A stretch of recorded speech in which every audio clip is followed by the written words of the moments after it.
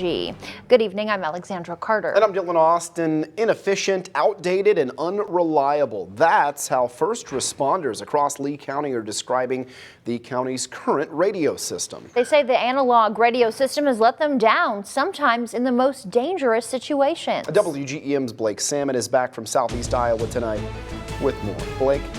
Dylan and Alexandra, last month, law enforcement across Lee County responded to this scene, to reports of a shooter at the Scott's Miracle Grow plant in Fort Madison. Now, police shot and killed the shooter, but officers say radio failures plagued the incident, and they said that's why it's long past time for an upgrade.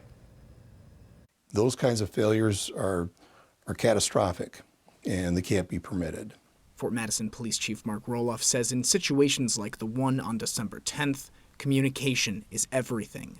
So as we move through the building trying to locate witnesses, check for additional victims, try and get an assessment of what we all had, communications would drop off to near nothing.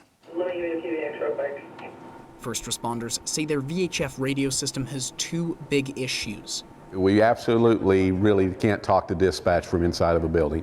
We have to, step out of the building to get contact with them, to get information relayed. The other is the county's terrain. There's no direct line of sight from that tower being transmitted down to the end user. So that's where we run into a lot of our problems with, and not being able to transmit or receive. We're clear from the scene, en route back to quarters.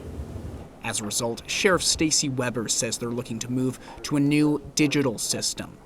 It guarantees that our radios will work 95% of all areas in our county. Weber says no matter how much the switch costs, it'll still be cheaper than the price of inaction.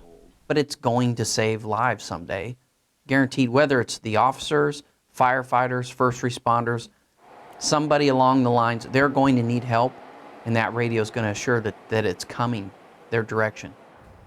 Now, the E911 board is paying for a consultant to help them take next steps. Weber says they'll send out requests for proposals later this year. Lee County Auditor Denise Frazee says right now there's been no word on how much the switch could cost. Blake Salmon, WGEM News. All right, Blake, thank you. Adding to the issues with the VHF radios, officials say parts for them aren't being manufactured anymore.